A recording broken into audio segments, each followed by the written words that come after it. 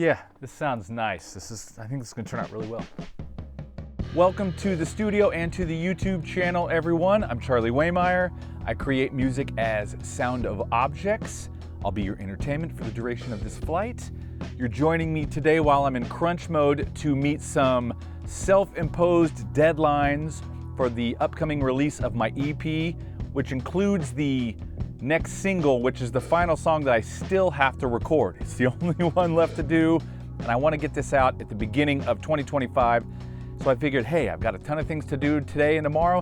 Why not add some video to that? Now, my goal today is to get the studio set up and ready to record. So once I start recording, I don't have to think about any of the tech side. I can just go try to get takes. So I've got my arrangement there. I'm starting with piano, and that's my final arrangement right there, the demo anyway, that I've been going over just to make sure I'm happy. The next thing I need to do is get the room staged. So I've got some mics to move around on the piano. I'm gonna tweak that area a little bit. I'm also going to go ahead and set up a drum setup because I know, or at least I think I know, or I don't know, that I'm going to do some drums on it as well. There are some snare line things that are gonna happen, but I think there might be some drums too. So I'm just gonna get the room ready to go. So once I start recording, I'm just in that mode of trying to be the player. Now these deadlines, these self-imposed deadlines, for me, it's one of the most important things that I started doing over this last year as I embarked on this journey to write all this music and release it, was to actually set deadlines and try to meet them. So I do everything in my power to make sure I adhere to those deadlines.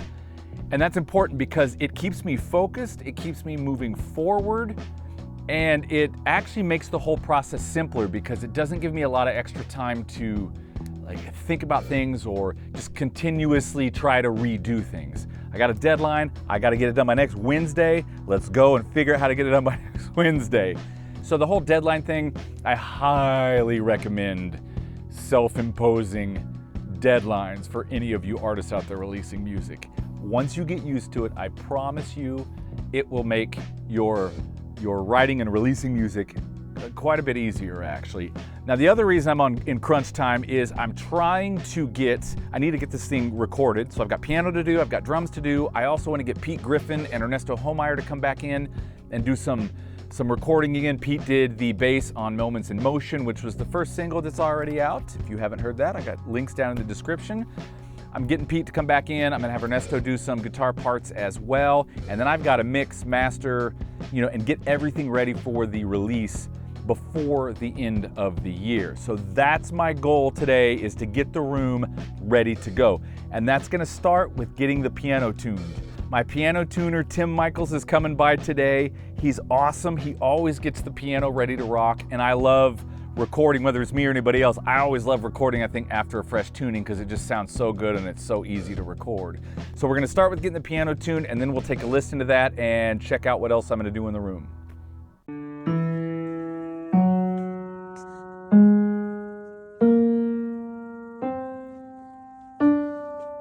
Well, way better than last time.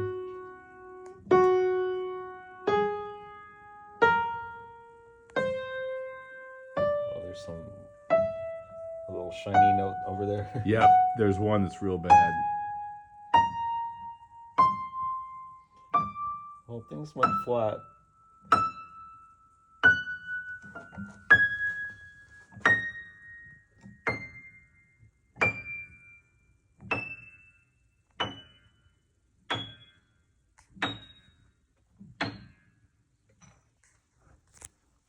See, the bass went just a little flat. But the middle's a lot better than it was. Yeah. So what I was expecting is, because it was lower, I raised it up, and then what happens is it usually goes sharp. But because the weather's been dry, it's kind of gone the other direction. Yeah, it went a little bit the other way, so it even went drier than it was before in October. But it may be okay because last time I tuned it to, it was 440. So it's like, on average, let's see what it is. 430, basically 439. So it dropped a hertz, 1 hertz.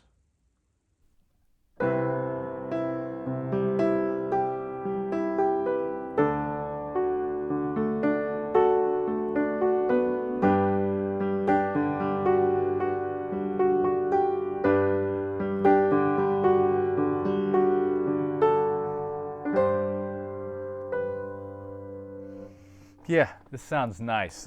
I think this is gonna turn out really well.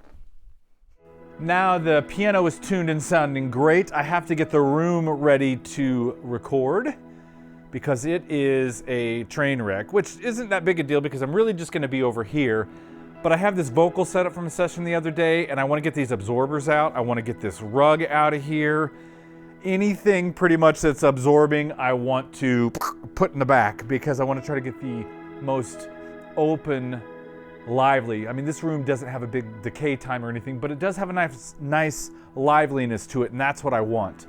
The other thing I'm going to do is move the piano about 8 to 10 inches away from the wall because I have a huge piece of plywood that I'm going to lay against that absorption right there to try to get even more reflection back on the piano. And I've done that before, and I actually really like what it does.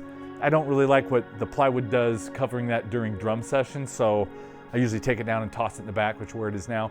So I'm gonna get this stuff out of here, move the piano back, and then we'll do a little sound check to see how it sounds. Get these down here back in place. These Tama stands are absolutely wonderful. They will hold a ton of weight. I mean, a ton of weight.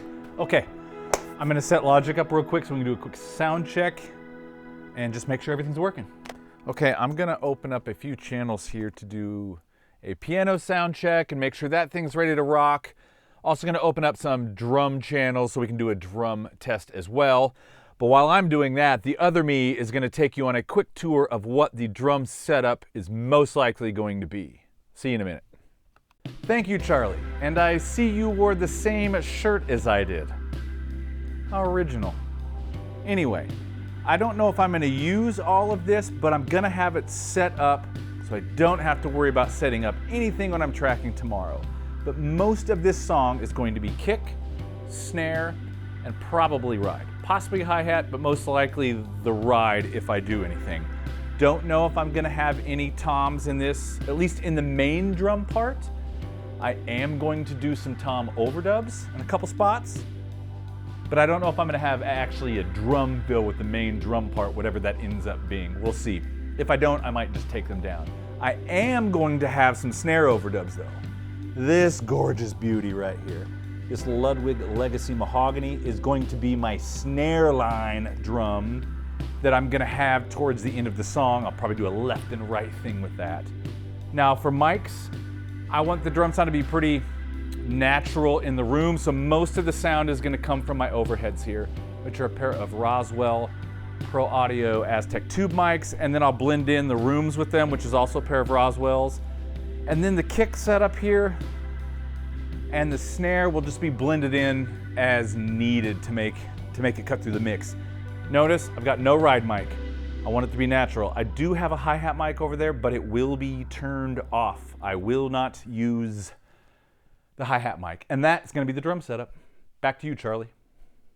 Let's take a listen to what that drum setup sounds like. So this is all the mics, the overheads, the room mics, and a little bit of the close mics blended in.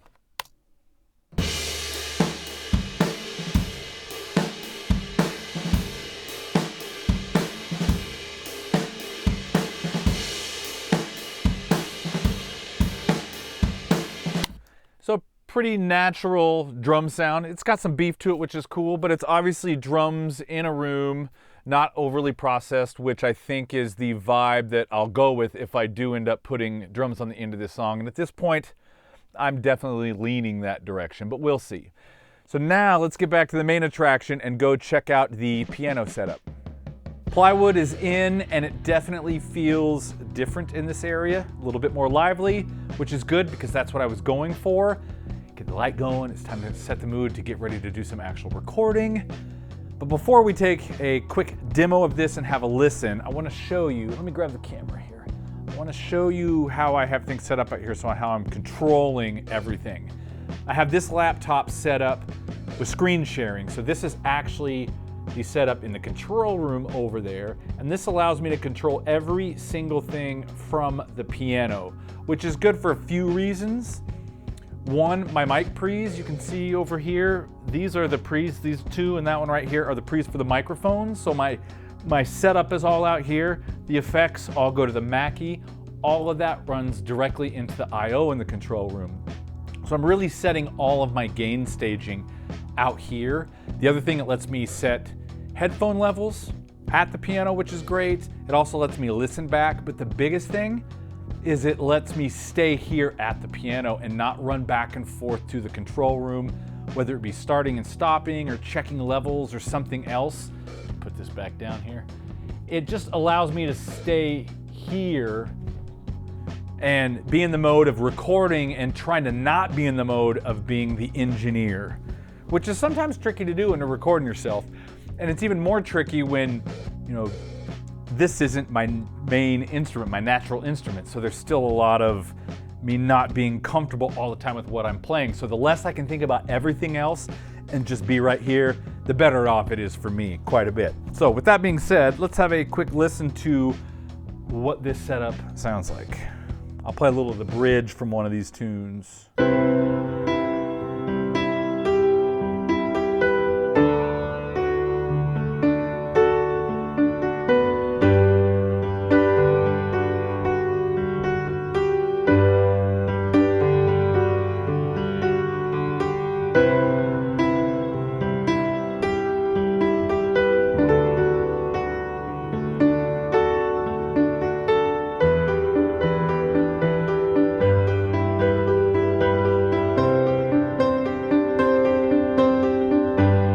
And that is going to be the setup for this song, at least for the drums and the piano. And honestly, it's been fairly consistent for this entire EP. I mean, the drums have changed quite a bit. There's one song, there's only 2 mics. I think this setup I would consider kind of quasi-full setup. I've got another that was like 4 microphones, so it's varied just a little bit, but the piano has been pretty consistent. I did have a telephone mic on Moments in Motion that I used.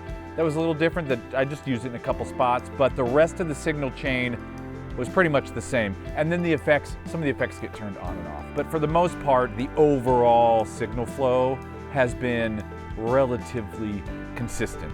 So thank you to everyone who has already streamed, bought, listened to whatever, watched the video for Moments in Motion. Huge thanks to Pete Griffin and Ernesto Waymire for playing on that, and I'm excited to have them back on this tune as well. I will put links down in the description to everywhere you can find Moments in Motion. I will get some video from the tracking of the tune that was about that this video was about the setup for, and I'll have links to all of that as soon as that single is out. Thank you all for joining me on this video. I look forward to making many more of these videos. Let's go make some music. Let's talk about music. And you guys have an awesome day. See you in the next video. I'll blend in some of these room mics